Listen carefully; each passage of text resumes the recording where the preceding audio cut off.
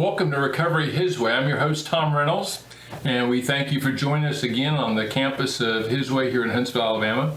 Today we're kind of taking a special detour. Normally we've been talking about the subject of the 12 steps and their relatability to people's lives and how people are walking out those steps. Today we have a special guest, Yuriy and Madison. Good to have you with us. As all of you know, our world changed fairly dramatically on February 24th when Russia invaded Ukraine. And I know we've all been paying attention to the events that have gone on there. And our guests today are, Yuriy's from the Ukraine, and they're missionaries now in Ukraine. And so I wanted to kind of hear their story and hear what's going on from the ground level of that country and what they're going through, but also the mission effort and how God is using them. So again, welcome to Huntsville, Alabama. Thank you. Thank you. And I guess it's quite a bit colder than Orange Beach, I guess, which is where you're based. Yes, it is nice and sunny down there. It's not too bad here. We like being up here. Anyway, so I appreciate you coming today. I believe you originally met my son and his wife on a cruise or something like that. Was that right? Yeah. Right before we left Ukraine. Yeah, we did a kind of last vacation in early 2018 before we went on the mission field, and we were seated at the same table. So God and His providence put us together, and we were so glad to meet them. Good. I've enjoyed them for a long while. Yeah. So they've been great. Yeah, they're pretty great. They got great kids. I hear that. I'm just kidding. They are. Our kids are having a great time. So I guess I want to start with just kind of you guys. I mean, the mission's interesting. I want to talk about that. But I mean, first of all, I'd like to kind of just hear kind of your story, kind of individually, as well as how you came together, kind of what brought you guys together. Yeah. You want to start? Yeah, I'll do it. I was born in Soviet Union, 1986, 10 days after Chernobyl. Okay. Wow, perfect. In the east of Ukraine, about 40 miles from Russian border, a city called Lugansk, which probably know everybody here because it's one of the rebel headquarters. And Madison came to Ukraine in 2008. That's when I met her. She was been there before, but I met her in 2008. Kind of become friends, and when I met her, I didn't know any English. So I knew. I'm sorry, that was a lie. I knew 50 words probably. Yeah. The most important ones. Yeah. And my Russian was like at a tourist level, so I could get around by myself. What took you to Ukraine? So when I was 12, my parents adopted my siblings from Ukraine. I have 2 sisters from Ukraine, and then later they adopted 5 more. So I have 7 adopted siblings from Ukraine. But when I was 15, I started going on short-term trips by myself to some of the friends and family that we had there, contacts, and serving in short-term mission trips. And so that's eventually how we met. I was born in Texas, but raised in Birmingham from 5 years old. So I went to college there and lived there until, that was my base when I was going on these short-term trips. And then we got engaged in 2010, married in Birmingham in 2011. And then we went back to Ukraine for about a year. Mm-hmm. And then by the time it was time to do his, paperwork, people who've married foreigner knows it's really difficult. You're going through lots of paperwork and lots of renewals. And so we decided we need to come back to the States for a period of time. And we ended up, Yuriy got a job down in Baldwin County on the beach and working for a vacation rental company. And so we moved down there, and that's where we kind of made our home. So that feels like our home, and our sending church is down there as well. Mm-hmm. So that's how you got started. Yeah. So you obviously you went back. Tell me about the mission thing then. Because obviously God brought you together, and then God put on your heart the idea of missions down the road, I guess, at some point. How does all that come together? Yeah. Yeah, so we were praying because we were thinking about, we want to do some, maybe overseas or something, and it was never perfect time.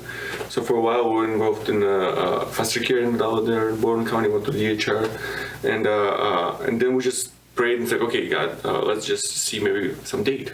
So we wanted to go back to Ukraine for all of those 5 years that we lived down there, but in 2014 was when the war actually started in the east, right. And Russia invaded Crimea and invaded the east, and his family was from there, left their home and everything they had, and became one of the millions of displaced Ukrainians from then.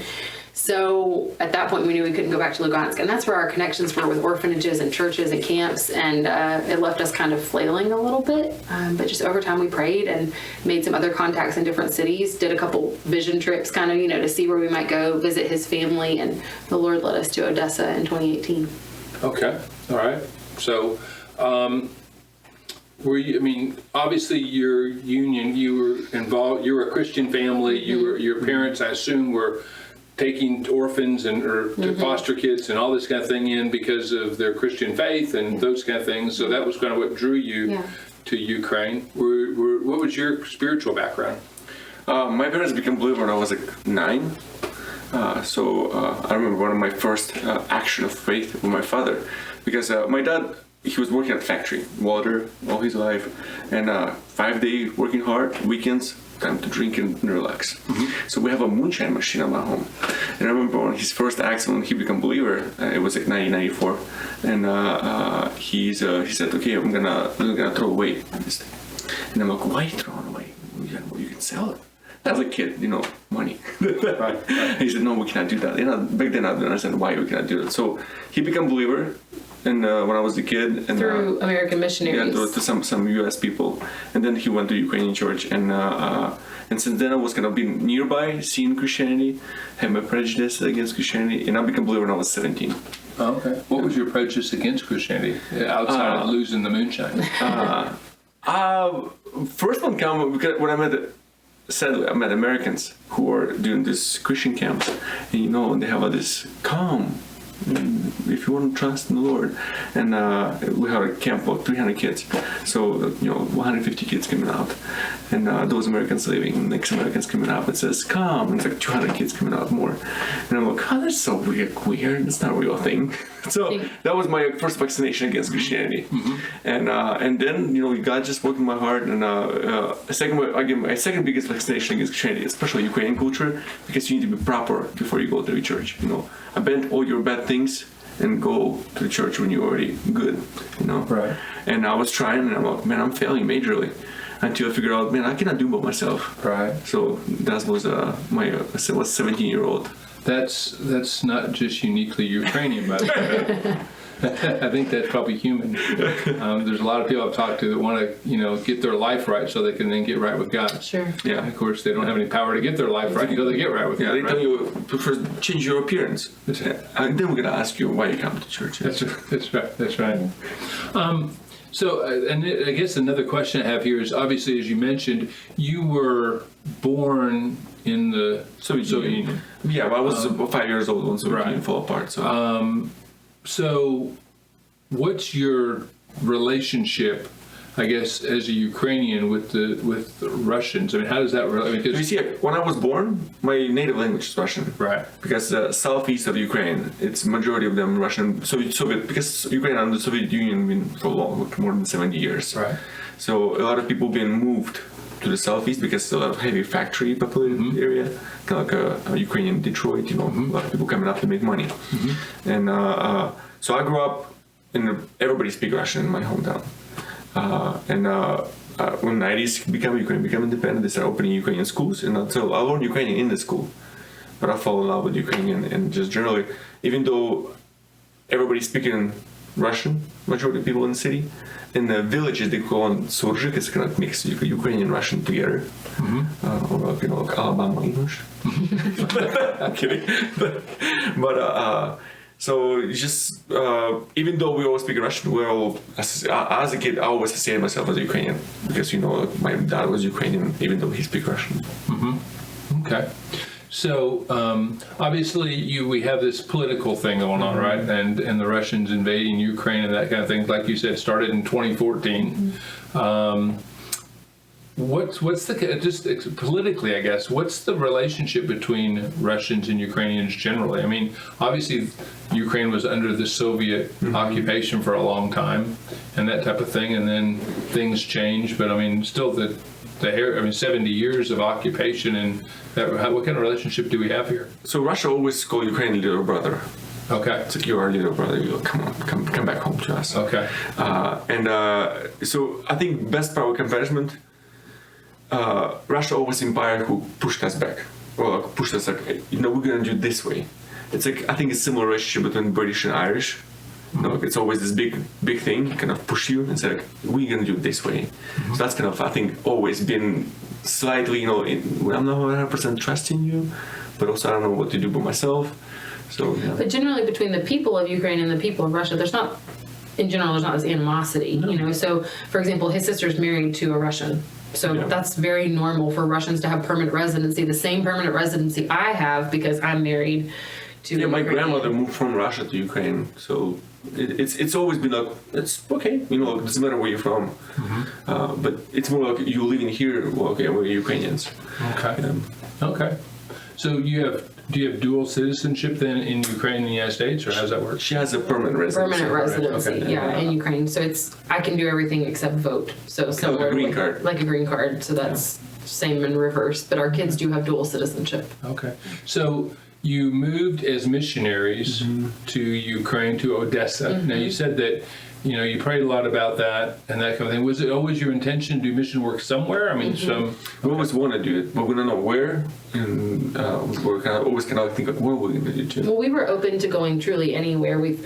Africa, and we had been to El Salvador, we had been to India together before we had kids, and we prayed, and we just felt God pushing us to use the language skills we already have, because, you know, most missionaries go on the ground and they spend those first 2 years in language learning, and that's part of it. It's part of the job, but we could go in and pretty immediately just really get to know the culture without having the language barrier. So we ended up in Ukraine. We looked at several different cities. Lugansk wasn't an option anymore. His parents had moved to the west. why wasn't Lugansk an option? Because of the war.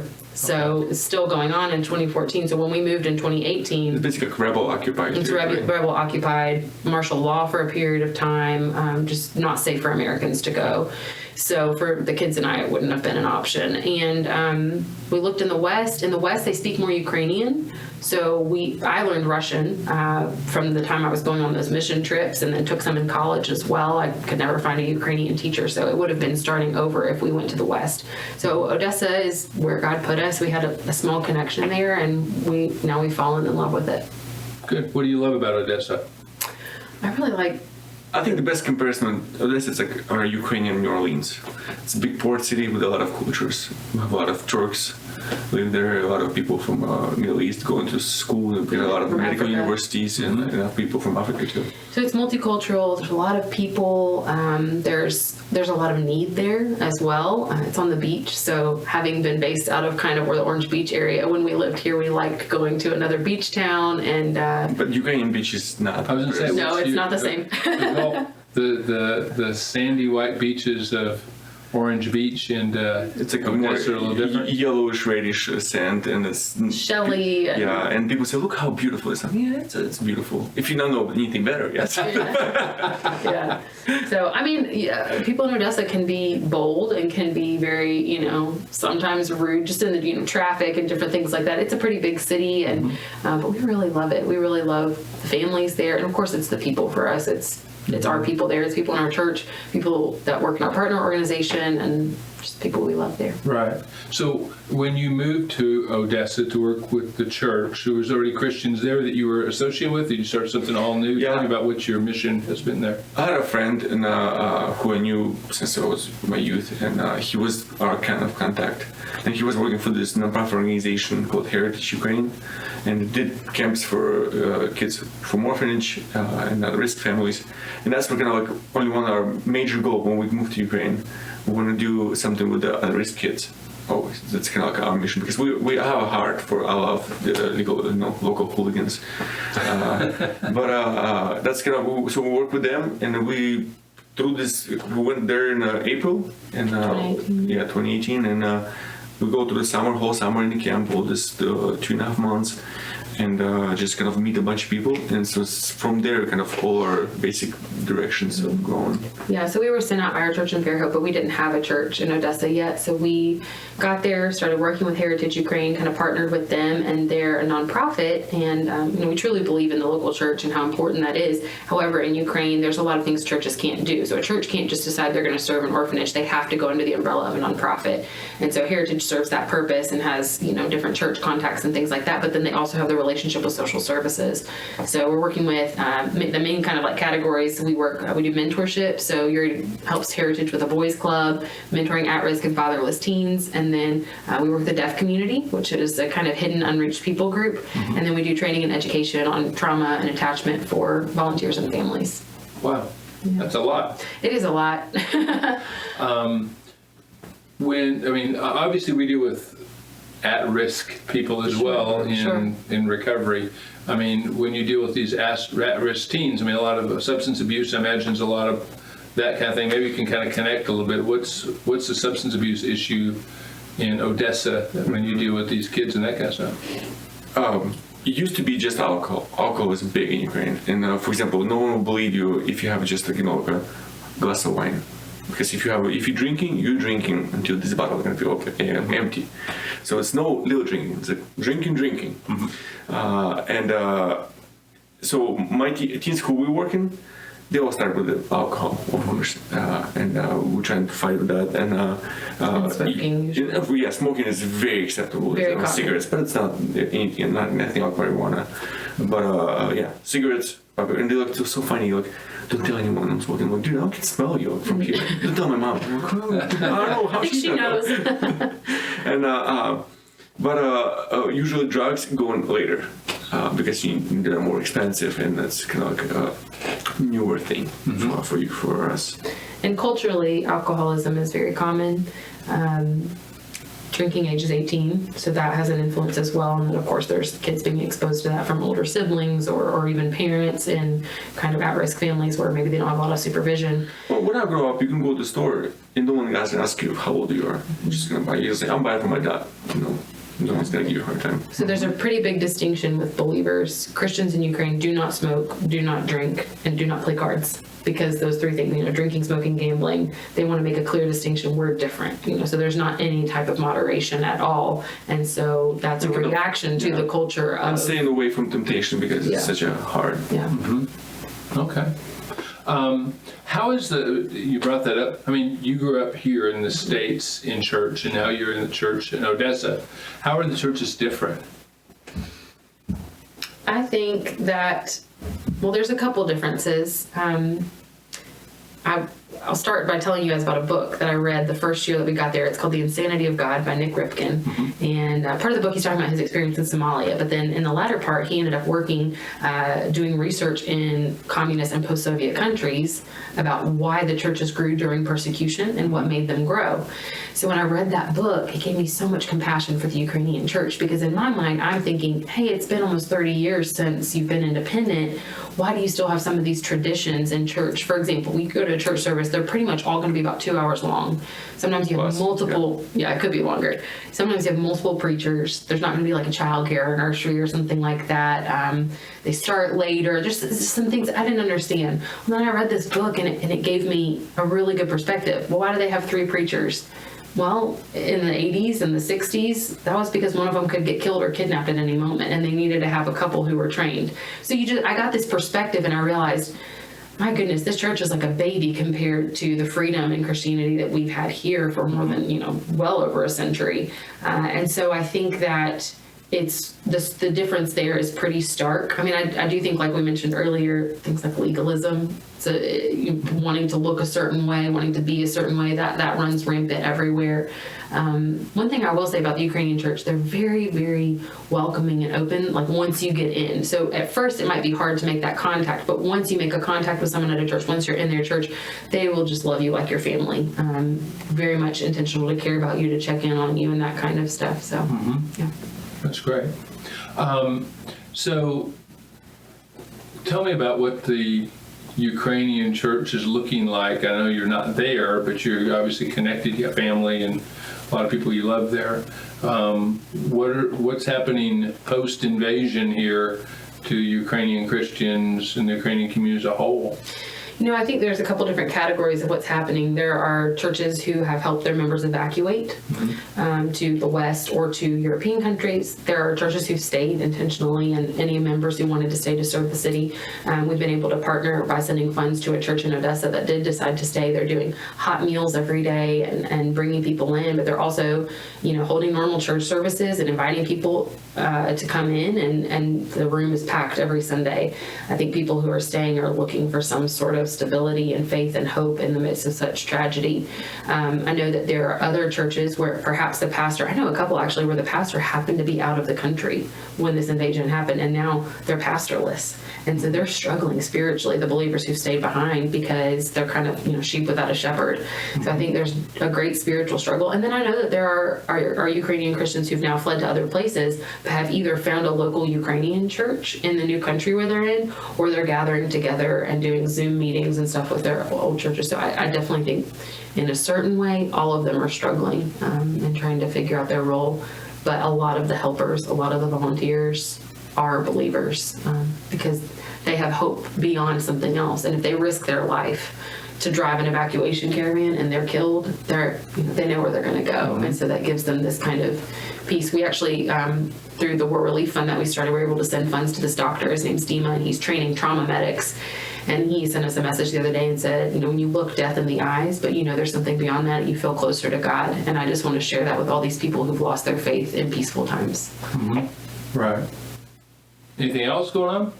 No, she might. Pretty well. But I think also just Ukrainian church bring me joy through the period right now because they're not kind of close it on themselves. They're truly just open doors. Like, okay, we can spend a night in the church, or we can spend a night maybe in my apartment as a member. For example, my brother, he's in the West, and their church become like a hub, and he's responsible for trying to find people, who they're gonna go, how long you're gonna stay, are you gonna go somewhere, we need help, to stay here, maybe we can help you with some medication, because simple things like even, think about this, all COVID hit in America hard, and you go to the store, you cannot find what you wanted. Right now, there is no supply chain almost at all, because as any company, why I will send my trucks with my product, possibly gonna bombed or robbed. Right. So I'm not gonna do anything. So now everything dwindled, and simple things like even insulin is hard to find now. So church become like a hub. People have because it's it's a community of people with different talents. So people start connecting. Okay, you have this. Can you bring this? We can pass to these people. So I'm truly happy because a lot of through all of this happening, whatever happens in Ukraine, I think the sphere of Ukrainian government completely failed. Social services completely failed. Everybody or run away, or they just cannot say peace out. I'm not signing up for this. Or they're in a city where there's air raids, and they're like, I'm not going to leave my basement to go check on this family that I'm supposed to check on. So, abuse, neglect, sexual abuse, like those kinds of things are incredibly they skyrocketed during COVID, and now the same thing's happening in a lot of places. So it's kind of cool to see how churches now step in this role and say, like, we're going to be the one who's going to care for vulnerable, that's what we're going to hit our head to the wall. It's like, we need to be the one. The government's not responsible for widow and orphans and fatherless. We're the one who need to step up. Because it's so easy to think, like, I'll pay my taxes, they're going to take care of it. They have a job. But now they step in, and I hope they're going to carry this fire through after war, whatever war going to be done. They're going to be like, okay, you know what? We tried, we did it, we're pretty good with that. So maybe we should take over and, That's the beauty of crisis, right? So usually God uses it to force us into where he wants us instead of where we've been comfortable. That discomfort kind of presses us into. I think COVID's done that in the United States for a lot of churches. Stuff have kind of it's set the church back in some ways, but it's also kind of launched it forward in other ways. It's been a real blessing. So when you think about, you're obviously kind of, I don't know if you feel stuck here in the sense that you can't be there. What can, obviously we as Americans are kind of here. What do we do to help the situation? What is it that, obviously we watch the news every day, we feel terrible about things. We can't imagine what it's like. The refugee crisis obviously is mounting. I assume in places like Odessa, a lot of people are fleeing to there, and so they're getting inundated with people, which I assume the church is. No, right now actually they're moving from Odessa because they're afraid it's going to be next city they take over.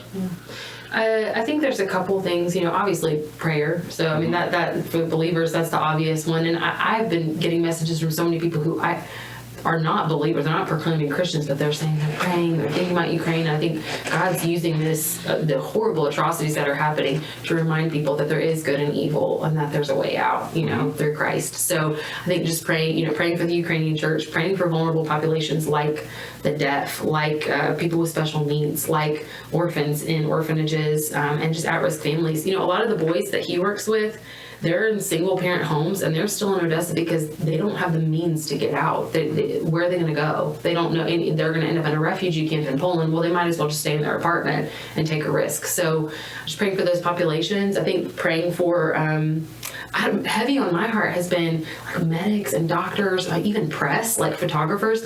Why are we seeing all this stuff? Because they're putting their lives on the line to photograph it and show the world. But they're also experiencing incredible trauma by exposing themselves to those things. So we're glad that they do it. We're glad for the doctors and medics, but they're just watching people die minute after minute after minute, and people that come in, children that come in that they can't save. And I've just been so heavy for them that God would just somehow give them peaceful sleep at minimum. Because that's what we're hearing. I mean, we have volunteers in refugee camps that we have an Amazon list that people are buying, that we're going to bring some stuff and send some stuff from Germany.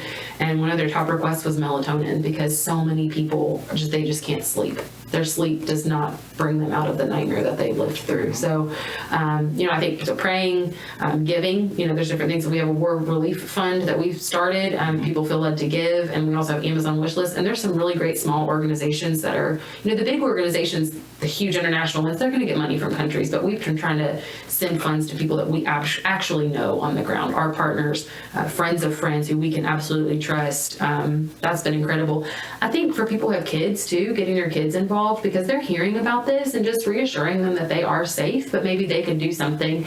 I had a friend whose kids did a lemonade stand, and they made little signs, "Lemonade for Ukraine," and they made $600 and sent it to the War Relief Fund. I mean, that's incredible. Right. And their kids will remember that. Right. So I think those are just a couple practical ways. Another thing I would say is, if there is a Ukrainian church in your area, which there are pockets of Ukrainians all over, get in contact with them and see how you might help them. Maybe there's a Ukrainian family who's worried about their family in Mariupol or Kharkiv, one of these hard-hit cities, and you could just bring them a meal and just love on them, or see how your church could partner with them. And I think they would really appreciate that. Speaking of that, how's your family?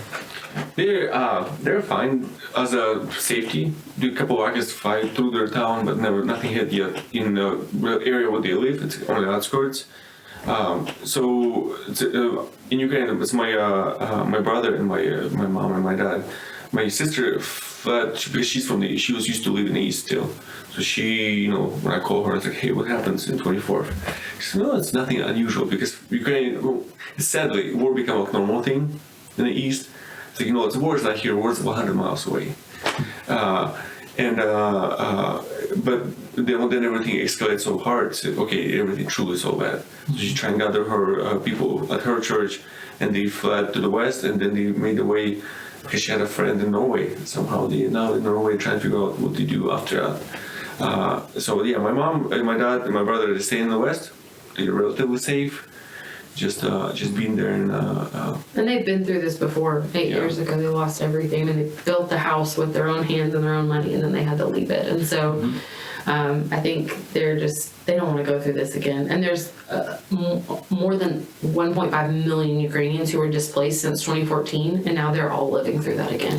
Because it used to be like, I can go from the east, but I can go to the Kyiv capital, or I can go to the west. It's going to be safe. Right now, it's come to the point that there's no safety. So that people trying to find safety outside of Ukraine, or etc. I think also good thing for long term, if people think, what do I do? Because right now everybody want to do something. It's true. It's yes, we can pray, but I need to do something. As a man, I was struggling majorly first month, because I think, what I'm doing here, I need to go there, be with my people, I just think even the war will be finished tomorrow. There's so much damage, so much trauma. Not just rebuilding these buildings, but people who live and lost their loved one, or see bodies on the streets. It's damaging, heavy damage. Right. So I think just praying what is your part will be, and that maybe I can go now, but maybe I can go in a month or in a year or something like that, or maybe I can send someone something. Right. I think just praying what God prepared for. I just ask God, what's my part will be? Right. Because maybe I'm not gonna go, and it's fine. Maybe I will go, and it's good too. Right. Just ask God, what I need to do.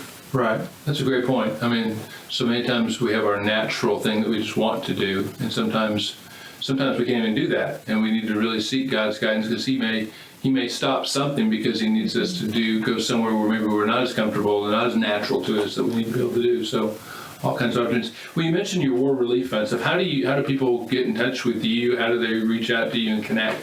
Yeah, we were able to start this fund. We're Missionaries with Globe International, and so Globe helped us open up a fund. So it's a 501c3 nonprofit, so it's a tax-deductible donation, and they can just go to warrelieffund.org, and it'll take you straight to the page where you can click Give, and then you can choose the War Relief Fund. And so we, praise God, have been able to raise over $100,000 so far, but we've already dispersed half of it. And so we know that we're on day 43 right now, and it's just the beginning. So our goal is, I would love to see us get to 200,000 really soon, because there are actual needs that really need to be met. And then, we share a lot on social media. That's been how people have, kind of heard a lot about what's happening. So we have our Instagram, at the Perekotiys. So y'all can follow us there, and we give daily updates about what's going on, both with our contacts and then just the war in general. Okay. Well, it's great to have you today. Thanks for coming in, and thanks for watching us, Recovery His Way. If you'd like to learn more about His Way and certainly support this wonderful family and the efforts they're doing, please look for us on our website at hiswayinc.org.